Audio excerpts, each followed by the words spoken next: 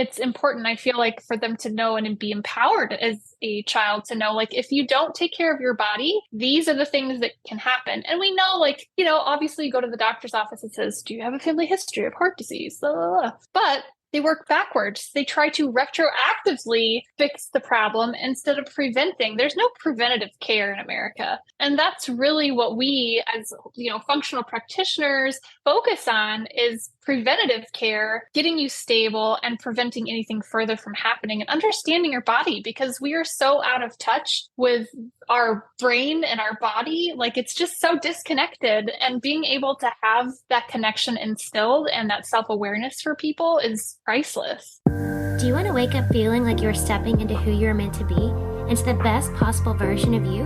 What if I told you that the key to your best life, health, and happiness are all around you? You just have to find what works for you. I'm Hope Pedraza, and I believe that there isn't just one way to live a healthy and meaningful life, and that all you need is a little inspiration to make changes that last from the inside out.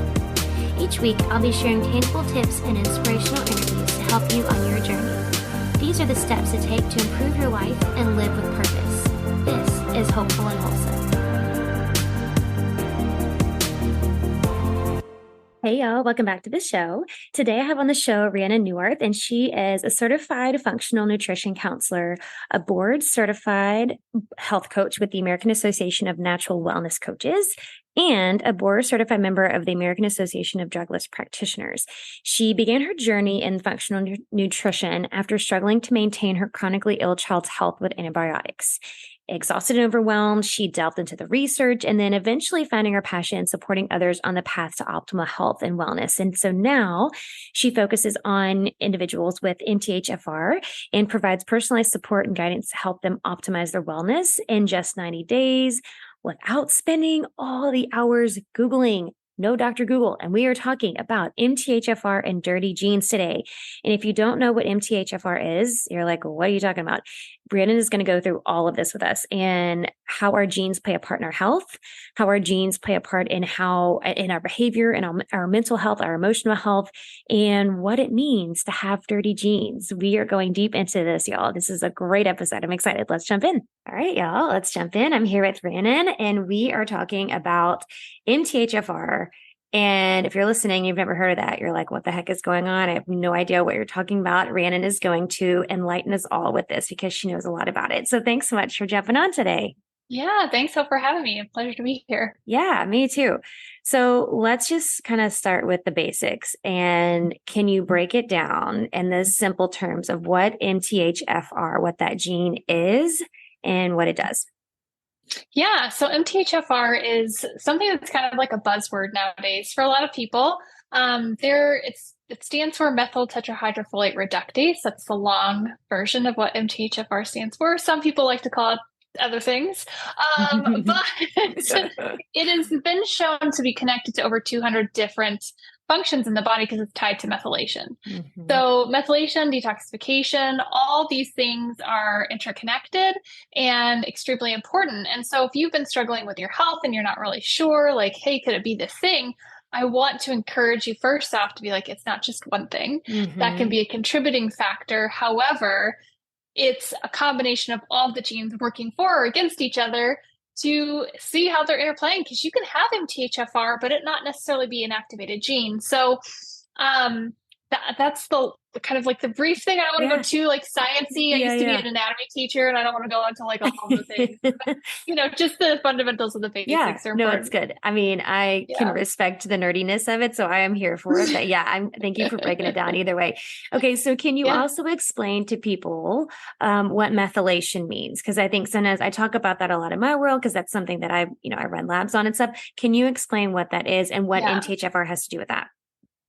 Yeah. So methylation is a process in the body, and I'm just going to pull up a quick thing because otherwise I'm going to go in depth and be like crazy. Like, what is methylation? 20 minutes later, we're like, yes, that's the ADD in me because of MTHFR. So essentially it's a modification of DNA and molecules that happens when cells divide to make more cells, right? So it can alter gene expression, how things work, turning them on, turning them off. That's epigenetics. Mm-hmm. And it's just an overall important function in the processes of all of the making of all the cells, everything in the Mhm. body. So, um, yeah, that's the short version. I don't Mhm. want to like go into crazy depth. I'm just like, what is the simplest way that I can Yeah, explain yeah. this No, really that's good? good. That's perfect. That's perfect. So then can you give, because so I guess let me ask you about your journey with this, because you have, and this Yeah, is, I mean, this is why you do the work that you do. You have your own experience. absolutely. So for those who, because I always feel like this is one of the MTHFR thing is one of those things that, and I have had a, a handful of clients with this, but sometimes it's one of these underlying, well, not a lot of doctors are like looking for it, right? I'm sure you'll Right, speak to right. that. And sometimes it's like this set of like often obscure symptoms that don't always go together. And so it's like, okay, well, you don't fit in this bucket and you don't fit in this bucket. So can you talk about your experience and kind of how that shows up for you in your body physically? Yeah, absolutely. And for every single person, it's going to be different based on Hmm. their genetics. And Hmm. so I'll kind of venture back, and it's a little bit unrelated, but totally you'll see how I pull things together. So my daughter, when she was born missing part of her immune system. We Mm. didn't know that until she was almost 2. She was just chronically ill every, every 4 to 6 weeks, 2 weeks at a time. It was respiratory infection after Oh, respiratory infection.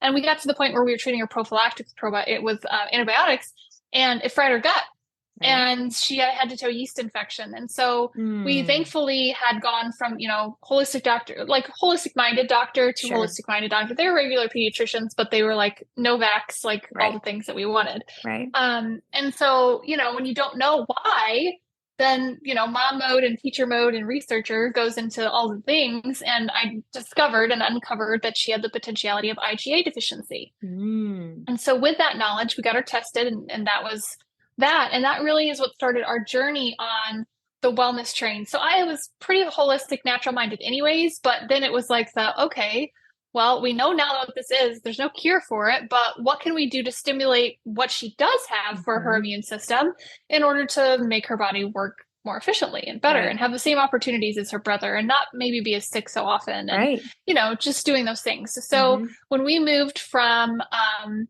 Nebraska to Missouri, we had a new pediatrician. And ironically, the week that we lined up to see her was the week that she had the head to toe yeast infection.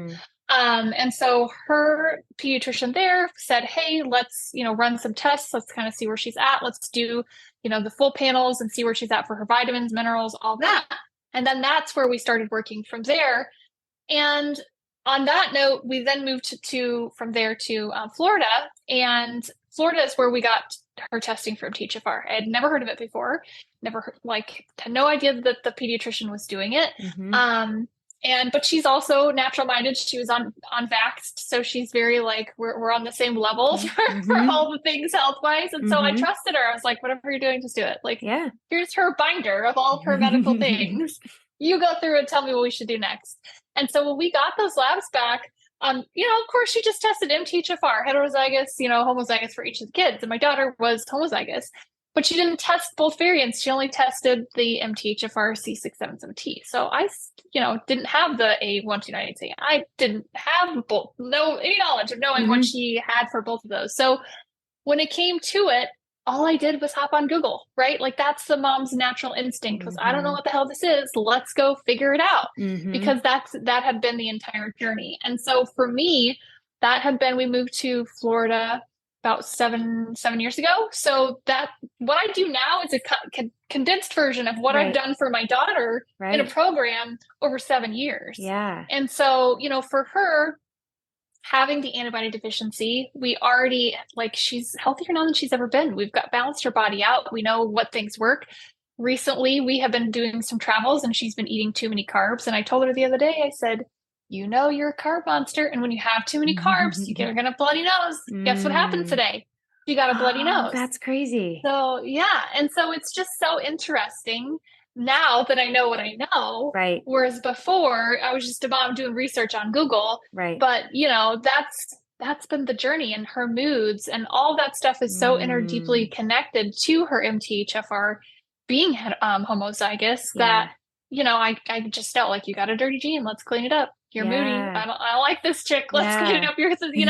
And so knowing those things as you go through, only as a parent, but as a human being is like super helpful Sure. because then it's like, oh, I veered off course, time to get back. But you Right. always know how to come back that way. Right. Exactly. So that's been our long version because it's not just Yeah. MTHFR for her. It's been a combination of the Yeah, things. that's So crazy. yeah, So, what are some, and again, like you said, it's going to be different for everybody. What are yep. some of the, I guess, maybe the most common symptoms of it? Yeah. So some of the most common things that I see people for in my practice are ADHD, ADD. It's a huge one. Autism is another one. There's more and more research now about preeclampsia and hypermesium gravidarum being tied to MTHFR. Fertility loss, also very, very common. Infertility issues, Hmm. those are the pretty big ones. Weight gain, brain fog, the things that most people are like, oh, that's autoimmune, but we can't Right. figure out where it's coming from, Exactly. you Hmm. know? Hmm. And so a lot of people now are like, oh, I know it, or they're hopping on 23andMe or doing just some Hmm. generic test, and then they're still going, I don't know what the hell I'm doing after this. Hmm. And so those tests to me are a waste of time and money.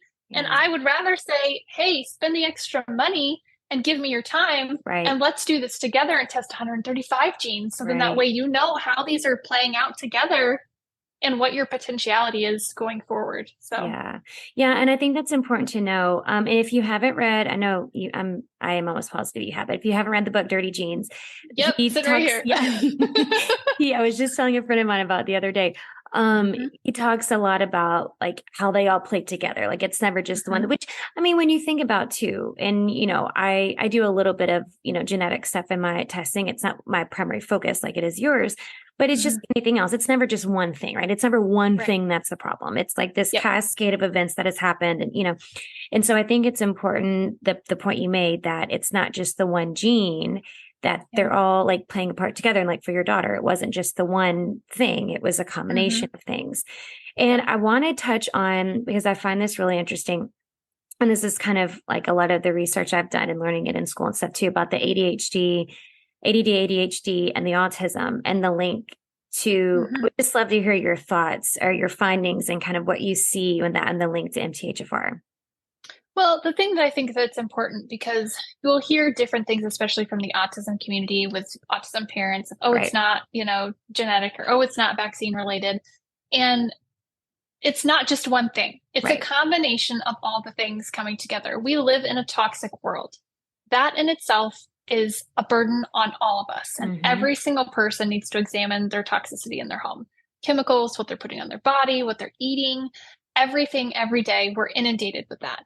And so if you have somebody who's already got a predisposition for sensitivity to chemicals or toxins, and then you jab them to death with 50 freaking vaccines Hmm. before, a certain age, how do you think that's going to affect them? Hmm. And I know many people that have had children that have had, vaccine injuries. My brother and sister have had issues with vaccines. And so it's not just like it's a misnomer that people are just like, oh, you're crazy, a conspiracy Hmm. theorist, like, Hmm. but they Hmm. just don't know what to look for. So Right. when it comes to like ADHD and those types of things, there's tons of research out there now when it comes to diet and how it influences. As a former teacher, I could literally tell you after lunch every day which kids had red 40 at their lunch Totally. because it's such a changer in your behavior. And Yep. not only that, but it's such a toxic chemical anyway. Right. Right. But, you know, those small things are important. And so getting people on track, getting their diet settled, getting their guts balanced out, that gut brain connection that people don't know anything about, and understanding the nervous system being in fight or Hmm. flight and making sure they're working on their vagus nerve and toning that. Like there's a three-pronged approach to holistic care. It's not just like eat your food, food forward, things are going to be Hmm. perfect. Hmm. And that's really what I focus on, especially like with my program, is it's your lifestyle, it's what you're Right. eating, it's how you're taking care of yourself. Or if you're not, are you Hmm. doing things to mitigate stress, mitigate toxins? Like Hmm. all of those things play such an important factor, especially for those with neurodivergence and really anybody, but Yeah. Yeah. Yeah. Yeah. especially with those Yeah. of us with Right. that. Right. Yeah. For Yeah. sure. For sure. Yeah. And I had a guest on a while back talking about autism and talking about diet. And Mm-hmm. we were talking about the main topic we were talking about was the gut brain connection and diet and toxicity Mm-hmm. and stuff. But I think what's always interesting to me is that everybody's familiar with the term gut brain connection. Like everybody knows there's a connection. Like I don't think anybody argues the fact there's a connection, but then we don't do anything with that information. It's like, Right. like the doctors know that there's a connection. Like we all know Yep. there's a connection. So why are we not, why are we not putting those pieces together? We know that it exists. Absolutely. Well, and the thing too, like I was talking to a client of mine, and she has a sibling that has addiction issues, and that's Mm-hmm. also tied to MTHFR. Mm-hmm. Addictive tendencies, with that, whether that be electronics or other vices, that is very well common. So it makes you wonder, like, if every single person got their genetic testing done when they were born, how different could their life be Yep. with their healthcare, with their like everything, you know? Totally. That's such a good point. I mean, and it's so easy. It's not even that hard to do a genetic test. No, It's so no. easy. It is. And that's like I have a lot of parents coming to me now for their Yeah, kids. I'm sure. And that's fine with me because, Right. as a former teacher, I'm happy to do those things, but it's important, I feel like, for them to know and be empowered as a Mm-hmm. child to know, like, if you don't take care of your body, these are the things that can happen. And we Mm-hmm. know, like, obviously you go to the doctor's office, it says, do you have a family history of heart disease? Right. Blah, blah, blah.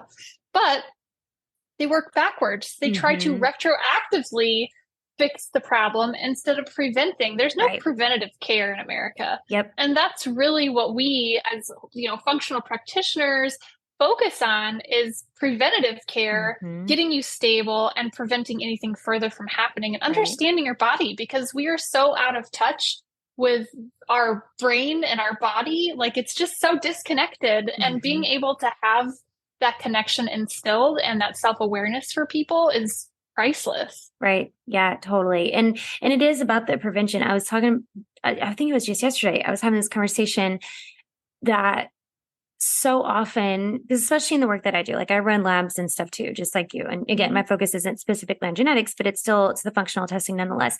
And I think people so often, well, I mean, I talk to them all the time. I'm sure you do too. Like they have been to, you name the doctor, they've been to it. And now Yep. it's like, okay, well now let me try something different. But it's like we're waiting until instead of like one or two dominoes have fallen, like the whole freaking stack of dominoes has fallen Yes. and your body's in like total disarray.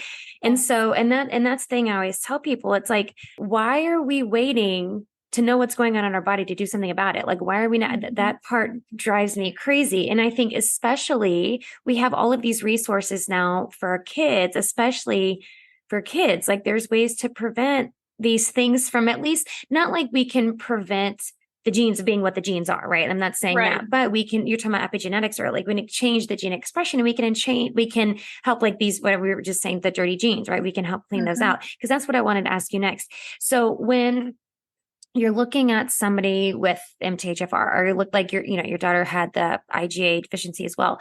When you're looking at, because we're talking about genes and how the genes are expressing themselves, right? And I think that's the other piece that like Western medicine kind of like there's kind of a like resistance there. It's like, oh, we can't change Yeah. our genes. And we're like, but Yeah. Yeah. so what do we Yeah. do? What are you doing? Like, you said there's a 3-pronged approach, but what are some of the things, what are we looking at to help, like we were saying, kind of clean these genes up? Yeah, so obviously it's a food forward approach. And the thing too that's important is I think there's a huge misnomer when it comes to MTHFR because those that do know MTHFR will say, just take a methylated B, you'll be fine. Mm-hmm. That is the wrong answer. And Mm-hmm. here is why. I have talked to several people that within days, like 2 to 3 days, they are anxious, depressed, and suicidal by being put on a methylated B Mm. because they're methyl sensitive. They need either another form or less amount, right? Period. I can see that by looking at their genes. That's fine. We can try it. That's fine. But the very first question I generally ask people, are you taking a methylated B already? Because most people that are working with me know they have their MTHFR and know some sort of something, right? Yeah. They've done the research. That's how they found me. Yeah. Yeah. Yeah. So they're generally on that path. But then if I ask them that question, they're like, come to think of it, I have been a little bit more anxious lately. Okay, well then let's Mm-hmm. either back down or switch you. Makes a huge difference. So that in itself is a huge red flag for me.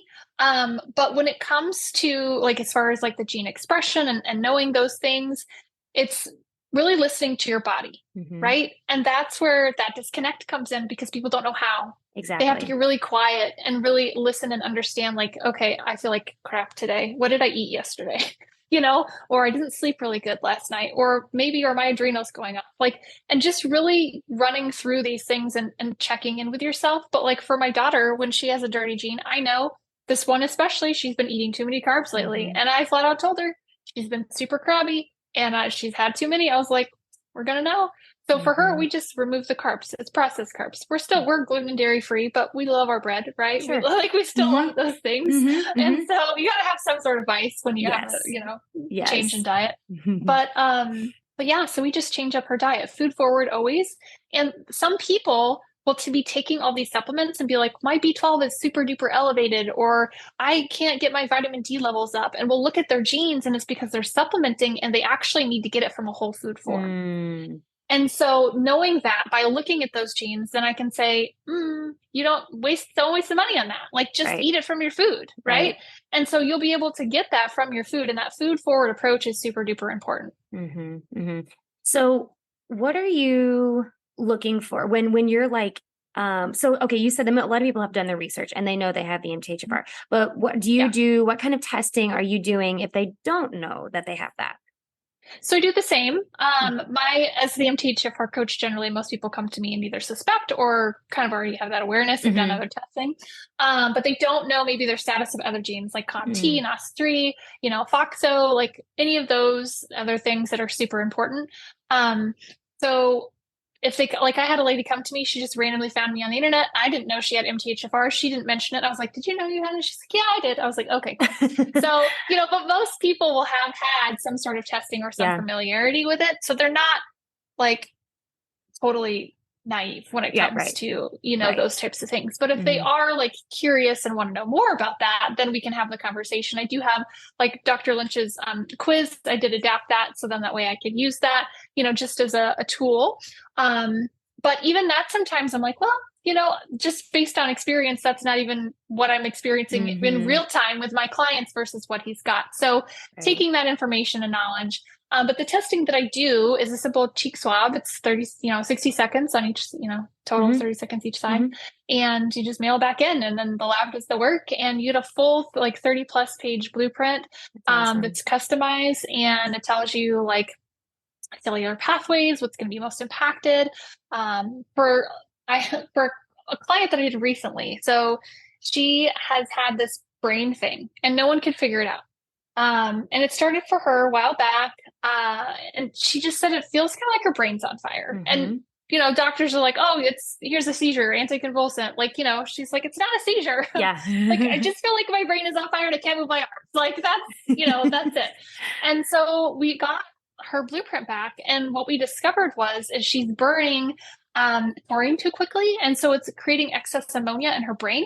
So it's Oh, like exhaust fumes in her wow. brain. Holy And moly. so she was just like crying, like, "Oh my God, I finally Mm-hmm. have an answer. I'm not crazy. This is not like something I can control, but stress is what triggers." And Mm-hmm. so I've been checking in with her, like, "Hey, I know you've been stressed at work. Like, how are you doing?" She's like, "If I start to feel like," because she'll call them an episode. She's Mm-hmm. like, "If I start to feel like that's coming, I will go sit myself down and literally get on the ground and ground myself and just sit there for a few minutes and do some deep breathing. And that feeling subsides." So knowing that, now she has that awareness to empower herself. Now she also is 27. Her dad was adopted, so she doesn't have any family history, like knowledge. Mm-hmm. She's Mm-hmm. had 3 knee surgeries. She has a donor patella and a donor ligament. And guess what came up on her report? Bone health.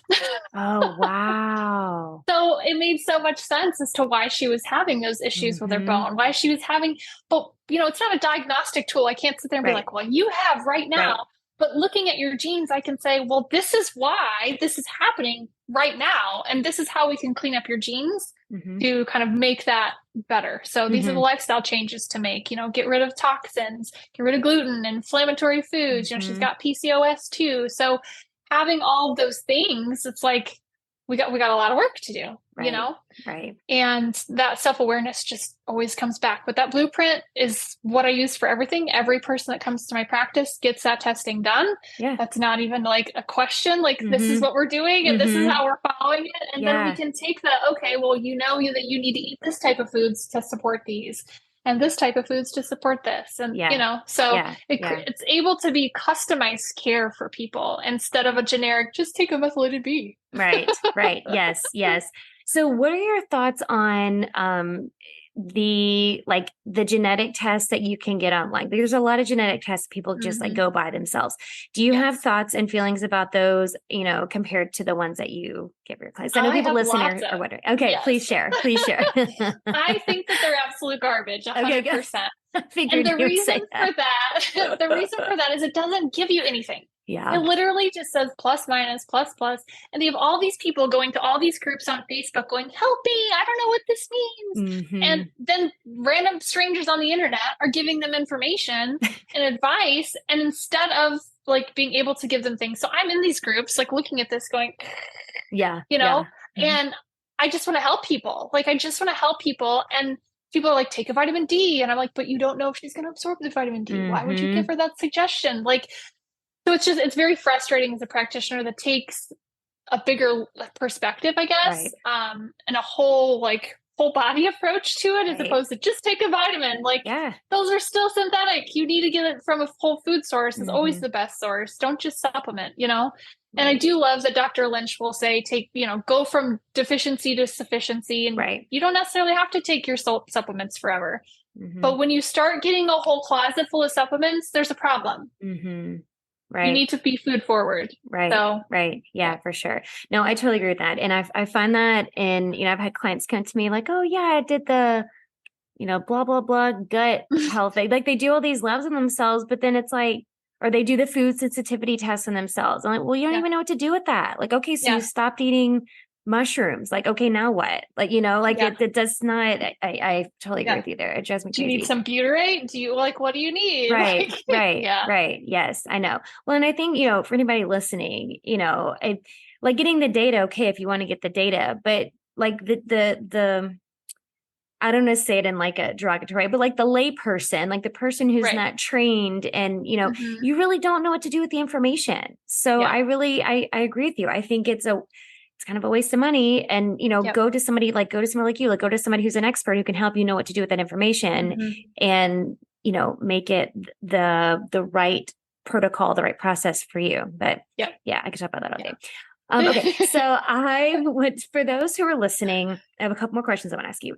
For those Yeah. listening, so you mentioned kind of like the most common symptoms, but for somebody listening, because I find that a lot of times with the NTHFR, it's like, so a lot of times they're like this medical mystery, right? Like they've Hmm. got a lot of the mystery symptoms. So, and just speaking in generalities, like people who are listening who are like, I don't know, like, should I go get my genetic testing? Like, what are your thoughts and what are your tips or what is your advice for people who are kind of like, I don't know, could this be me?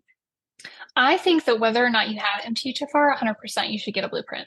And the reason for that is because you don't know what other genes can be contributing to your health and wellness and Hmm. causing long-term effects. So let's say, for example, that you have a history of, cardiovascular problems, you know that, but you don't know to what extent or how that would affect you, right? And so if you're 20 years old and you're being put on blood pressure medication, I had somebody recently I talked to, who's 28 and was just put on blood pressure medication. Like, but That's why? Like, why crazy. aren't we telling people that they can do other things, Other like their things. food Hmm. and lifestyle and all that Hmm. stuff at 28 years old? That's And I crazy. have another client that's been on, and he's in his 60s, has been on blood pressure medication since he was in his 20s. Oh. And so it's like, why are we just popping? Why are we just prescribing? Like, we Hmm. need to really focus on the root problem. So it doesn't matter if you have MTHFR to me. I mean, that's my focus, obviously, Right. but I will work with anybody that wants to make a change and to look forward and go, okay, well, this is what's coming if I don't do something now. Hmm. And if I don't do something now, then that's going to be me too, Hmm. Yeah. Yeah. you And I know? think, And so yeah. I can ask people on their blueprint reading and be like, hey, do you have a family history of diabetes? Yeah, but my doctor said it's fine because you're not diabetic yet. Like, Hmm. we want to prevent that. Like, that's the Hmm. goal, right? We don't Hmm. want to have diabetes. We don't want to go there. So we want Right. to make sure that we are working the opposite way a normal Right. doctor would do. And they're Right. like, oh, that makes sense. So, yes, doesn't matter if you have MTHFR, there's other genes, especially that geared to the FOXO4 towards Alzheimer's and dementia. That's a Hmm. huge, huge issue. Yep. And so, if people can be aware of those things, we we don't want to put that on anybody. Right. Like I would never want to burden my family with Alzheimer's or dementia. And that's a big red flag for me. Like, okay, how can I prevent that? Yeah. Like, right. So, we're never going to make it out alive, but we want to prolong the process of, our life and longevity and our ability to take care of ourselves and all that stuff as long as we can. So, for sure. Yeah. Well, and I think there's the other piece of this, I think, is, well, we kind of touched on it earlier, but like there's that whole thing of epigenetics, right? Or like changing our gene expression. Because I think the other piece is a lot of, and I won't say everybody, because like you yourself went to more holistic minded, like actual medical doctors, right? So they're out there, they exist. But I think generally speaking, there's a lot out there in conventional medicine and allopathic care that's like makes us feel helpless with our genes, right? Like, oh, well, your dad had high cholesterol. Well, that's why your cholesterol's high, right? Or your, the heart disease, the heart, blood pressure, heart disease, all of these things. So we kind of feel at this like we have like this learned helplessness, like, well, we can't do anything about it. So, whatever. Yeah, and so I think understanding that we do have the power to change our gene expression is a huge piece of it. But then I think there's also this other piece, and I'd love to hear your thoughts on this. I think there's this other piece on not allowing the knowledge of like what our genes say make us live in fear at the same time. Right. Do you know what I mean? Yes, absolutely. And I had a parent recently that just tested her daughter because she's got a lot of health issues going on. And before she tested her, she said, well, what if I learned something I don't want to know? And I was just kind of like, well, what do you mean? Like, and she was like, well, what if I don't want to know something that's coming? And I'm like, well, then you want to know now because then you can prevent the thing from coming, And so there is that learned helplessness, like you said, of like, oh, well, I can't change it. This is just how I'm made. But that's not true. I mean, there's studies of twins that have gone on and lived completely different lives. One was super healthy, one was not. Same genes, right? But it goes to show it really depends on your diet, your lifestyle, your activity, your mental health, how you take care of yourself, that self-care, all that plays such a huge factor. But we're so busy rushing and trying to do everything all the time and juggle all the plates in the air that we don't take care of ourselves in the entirety that we need to. Right. And so therefore it impacts our health. So we may be predisposed, but that's not our destiny. We don't have to have that be our destiny. Yeah. I love that. So I do have one more question I want to ask you that I like to ask everybody as we wrap up, but can you share where everybody can find out more about you? I know people are going to be interested to learn about this and your programs and all the testing and everything. So where can they learn more? Yeah, you can go to @MTHFR_coach on TikTok and Instagram. And you can actually go to revitalizing-wellness.com for my website. And I do have a community that I'm just launching that is not on Facebook. It is within my practice software because Facebook it's Facebook, right? Not everybody has that these days. So I wanted to create a community that you could come and learn and have MTHFR 101 on there. So they can get those fundamentals and really understand like, hey, maybe this is something that I have. And learn more and ask questions and do that in that community. Perfect. Awesome. And I'll have links to all that in the show notes. So y'all can go check that out and go follow along and learn and maybe work with Rhiannon, maybe send you some clients your way. The last question I want to ask you that I like to ask everyone, what do you think is the most important thing you can do to live with purpose? Most important thing to do is live with purpose. That is a great question. I love that. Be intentional with every single day.